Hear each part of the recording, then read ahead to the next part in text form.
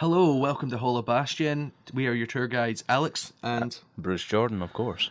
today we're here to take you on a guide through Kingdom Hearts 1.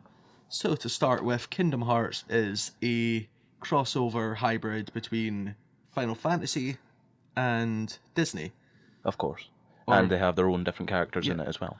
So would you roughly just describe that as in a nutshell, or is that just a common misconception? I'd probably describe that in a nutshell. Right. It mostly focuses on the unique characters to the games rather than just like Final Fantasy or just Disney. But I can definitely say that is a crossover between the two. So to start with, we'll introduce our characters. So we have our spiky brown-haired friend with oversized shoes. Sora, of course, the main character of the series, wielder of the Keyblade, and the tie to all hearts, as it were. So could you go in to tell us about what a Keyblade is? So a Keyblade is a weapon that is the main thing in this universe. Basically, you've got a monster that you have to defeat called a Heartless, and they're plaguing all these different worlds that you have to travel to, and the Keyblade is the only way to fully make sure that you defeat them and release the hearts that they contain, because that's what they do.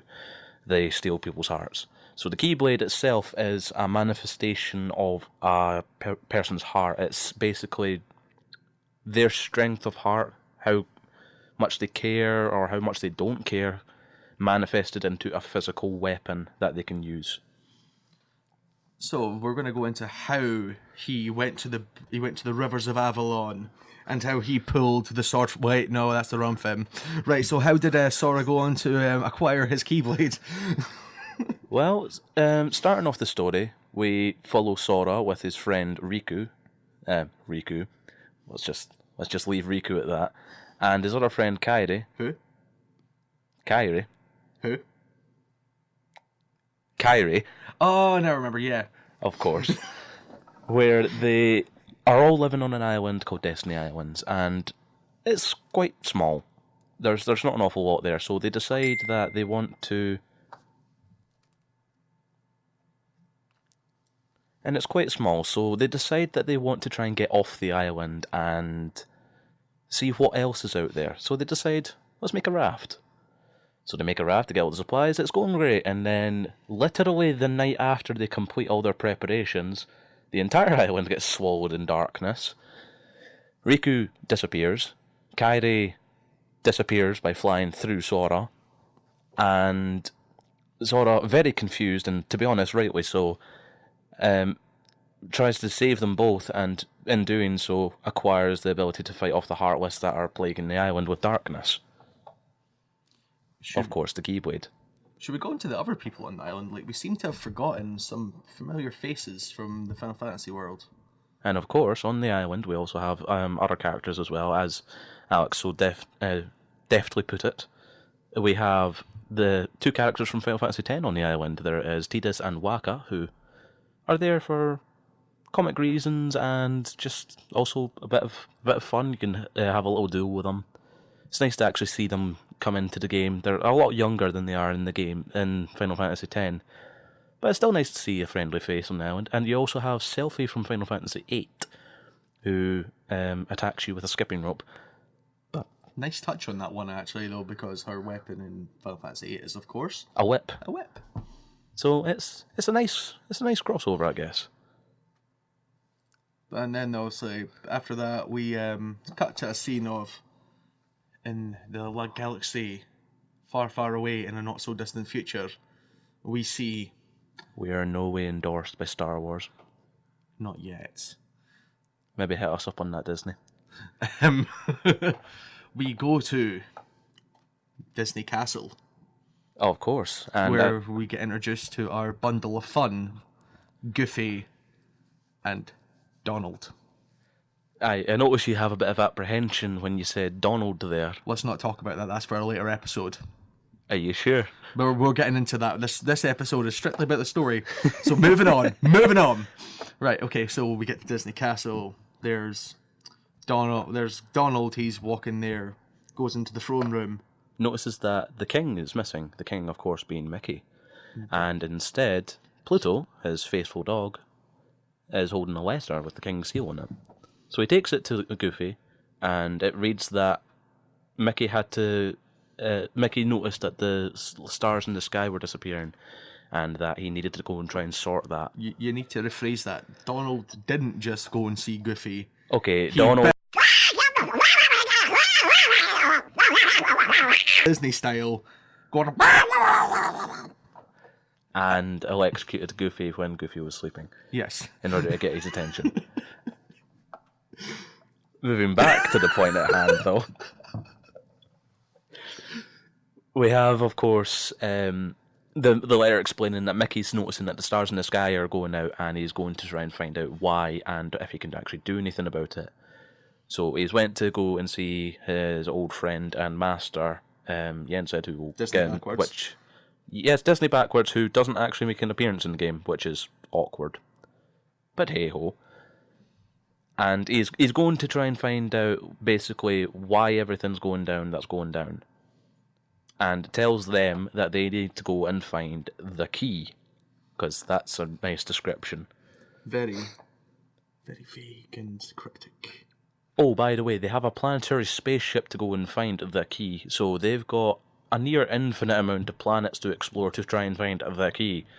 So, needle in a haystack doesn't even begin to describe the sort of situation that they're in. Yeah, this is a witch hunt gone wrong, or a goose chase gone wrong. But don't worry, because after our Pepe explorer Sora gets whisked away from his island because it gets completely engulfed in darkness, our wonderful Boy Scout of America, he ends up on a new planet called Traverse Town, and funnily enough, Pluto's also there. God knows why. How did he get... But the best question is, how did he get there? I don't know if, because he didn't leave with Donald and Goofy. Yeah, he really didn't. He just sort of appeared there. It's like, Annie up, bitches, I'm here. Like literally out of nowhere. He just was there. He's just X going to give it to you right there. It's honestly the most bizarre thing. Like, they gave a bit of an explanation as to why Pluto was in the other worlds in the second game, but not in the first. He just sort of appeared. I don't remember him getting a brief description of why he was there in any of the other games. Like, how did... Well, in Kingdom Hearts 2, he was getting drawn into the portals of darkness, remember? Oh, right, okay. I really had to go back and play Kingdom Hearts 2 then. There's... So NSFW, back when I was playing Kingdom Hearts 2, my deal was NSFW.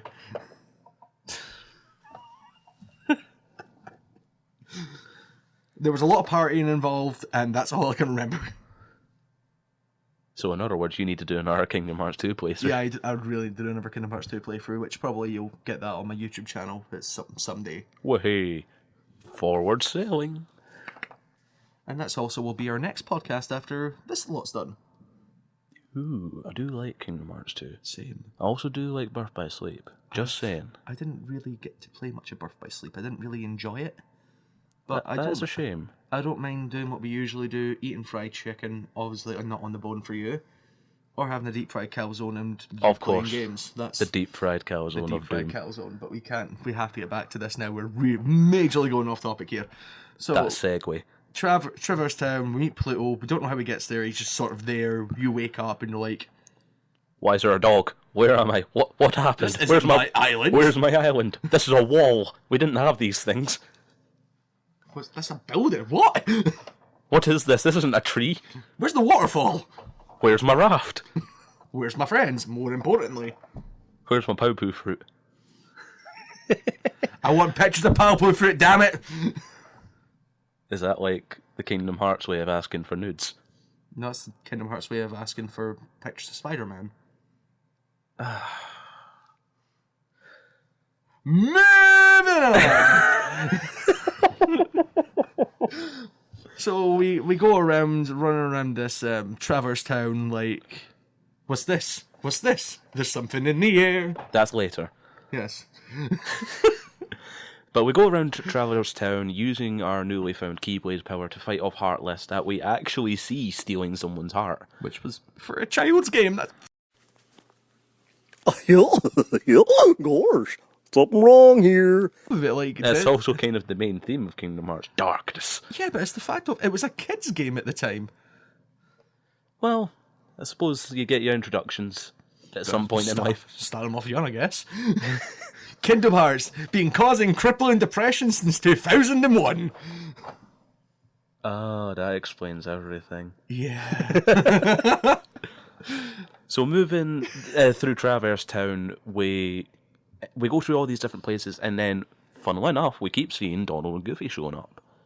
And they seem to be looking for the key, as we discussed earlier, and we're just looking for where are we, basically, and if we can find our friends.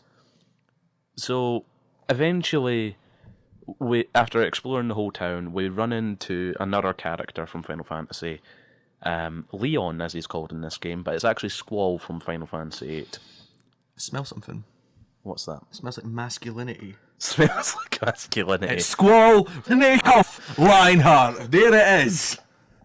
Someone who you took inspiration for your nickname. That's where Lionheart came from. Exactly. And it seems that Squall, well, Leon, isn't too friendly with us. Like, as soon as we see him, he pulls out his gun blade and proceeds to try and strike us down. Shrek us up. Now, depending on if you win or lose that fight, it affects something later in the game. You get an item. But win or lose, you then get taken into another cutscene where you wake up in the middle of a hotel room. You think that you're actually talking to Kairi, but it's actually the Grand Ninja Yuffie who wants to take us on an adventure.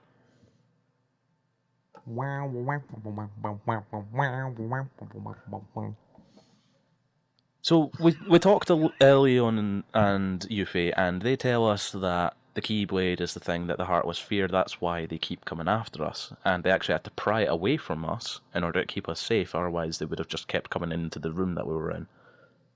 But this doesn't last long. You also have another cutscene happening literally the next door down, where it's Donald and Goofy talking to Aerith, and they're basically getting told the same thing. But then Heartless burst into the rooms, and you are tasked with trying to defeat them, and then you've also been told that there's a giant Heartless and you need to hunt that down. So you eventually make your way to where the giant Heartless is, and it says giant. It's just a giant suit of floating armour, which is actually quite terrifying when you first start the game.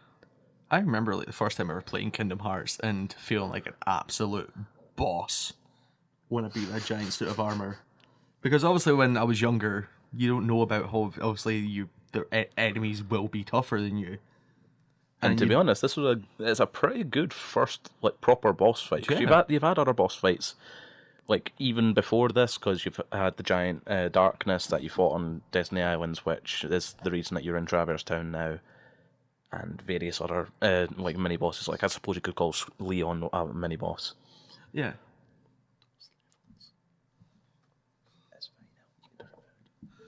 But yeah, the bosses altogether were actually really enjoyable. Like as a whole, that just whole opening segment of the game kind of like let you know what you were getting into. Oh, definitely. It was the perfect tutorial of, it's not gonna be we're gonna throw you in this. It's not Dark Souls where they literally throw you in with nothing and tell you to make something. No, they throw you into a boss fight and go kill. They actually tell you what to do. Yeah. Which is a nice addition. Good job there, Final Fantasy. Good job, Squeenix. Good job, Square Enix. We do not endorse the Disney fabric. We do not hold rights to Disney. We also do not have any rights to Square Enix or endorse them in any way. Although if you're offering, then we're not going to pass it up. Just saying. Yeah, just saying that nice early access to Kingdom Hearts Freeze DLC is always welcome. And I would be very much appreciated since I'm also an Xbox player, so if I got that a little bit earlier, that would also be quite nice. Just saying. Moving on now. We're now getting to the ASMR. Oh, bollocks. ASMR. That's what it is. Yes. But yeah, we're getting really off track here. It's just fun little editing parts. Edit out later and keep in. But I think we're going to call that the end of episode 1 right here. Yes, if you feel that is quite enough. We've talked about the start of the game without giving too much away. Oh yeah, well, there's a whole lot that happens in the game. We've not even gotten into most of the plot twist yet. We've just got to the first segment of the game. And at that point, there will be footage coming along with this. Of course, there will be footage along with this, but not as the way we intended due to... editing issues, shall we say. Let's not talk about the editing issues. But thank you very much for joining us in our lovely little tour of Kingdom Hearts. This is Hollow Bastion. Be sure to come back for another educated tour. And just remember, may your heart be your guiding key. Yes.